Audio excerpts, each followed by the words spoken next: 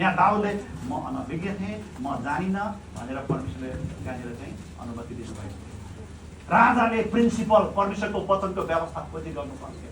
अनि उनले राजकाजको सेवकै गर्दै गर्दाखेरि चाहिँ मोसालाई दिएको व्यवस्था अनुसार चाहिँ उसले के गर्नु पर्थ्यो, हरेक उसले चाहिँ आफ्नो ड्युटीहरू त्यहाँनिर गर्नुपर्ने उसको जिम्मेवारी होइन। अनभिज्ञ हुँदाखेरि पनि परमेश्वरले दाउदलाई छोड्नु भएन, दाउदलाई छोड्नु भएन। परमेश्वरलाई थाहा थियो दाउद अनभिज्ञ छ, यसलाई थाहा छैन, हृदय अनुसारको मान्छे हो, सही गर्दैछ। अनभिज्ञको कारणले गर्दाखेरि उसले त्यो गोरु गाडामै आँगेर लगिराखेको छ। परमेश्वरले छोड्नु भएन। परमेश्वरले आफ्नो प्रिन्सिपललाई एकपटक जो परमेश्वर उहाँको वचनमा प्रिन्सिपल दिनुभएको छ, त्यो प्रिन्सिपल उल्लङ्घन गर्दाखेरि परमेश्वरले यो चाहिँ एकदमै अभिषिक्त हो, उसको हृदय चाहिँ भयङ्कर छ, यसलाई चाहिँ म छोड्नु पर्यो भनेर भन्नुहुन्न। परमेश्वरले अनभिज्ञतालाई उहाँले आफ्नो प्रिन्सिपल भत्काउनको लागि परमेश्वरले अनुमति दिनुहुन्न रहेछ।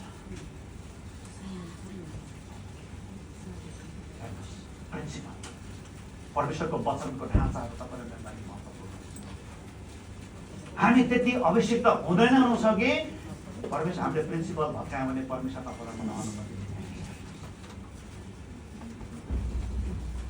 हरेक अभिषिक्तहरूको नेक्स्ट कर्तव्य चाहिँ के हुँदो रहेछ भन्दाखेरि परमेश्वरको वचनको प्रिन्सिपलले, नक्साले, ढाँचाले के भन्छ, परमेश्वरले पहिला के लेख्नु भएको छ बाइबलको 66 पुस्तकमा, त्यो प्रकाशद्वारा चाहिँ के भनेको छ, त्यो चाहिँ अभिषिक्तको कर्तव्य हुँदो रहेछ। अनि परमेश्वरले त्यस अनुसार चाहिँ परमेश्वरले चाहिँ सेवकाई गर्न लाग्यो। अब सेवकाई भन्दै गर्दाखेरि त्यहाँनिर सबै कुराहरू आउँछ, हरेक कुराहरू होइन, हरेक कुराहरू चाहिँ परमेश्वरको वचनको अभिषिक्त। अनि यो चाहिँ अहिले यो जेनेरेसनको तपाईँ र मेरो लागि म्यासेज हो। यो चाहिँ एलाइनमेन्ट हो। यहाँ तपाईँले देख्नुहुन्छ यो 500 वर्षको इतिहासमा यहाँनिर डार्क एज, रोमन क्याथोलिजमदेखि लिएर यहाँनिर तपाईँले अपोस्टोलिक रिफर्मेसनसम्म देख्नुहुन्छ। यो भनेको के हो? कसैलाई जाँगर चलेर जोस लागेर म मुभमेन्ट ल्याउँछु भनेर आएको हो। यो परमेश्वरको प्रेरितहरूको समयमा भएको परमेश्वरको वचनको सत्यता चाहिँ 500 वर्षको इतिहासमा अलिअलि गर्दै खोदलिएको यो चाहिँ सत्यता हो,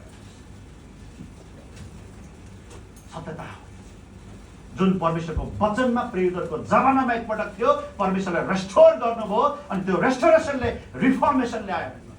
त्यही भएर रिफर्मेसन भन्नु होइन। अनि त्यहाँदेखि आज परमेश्वरले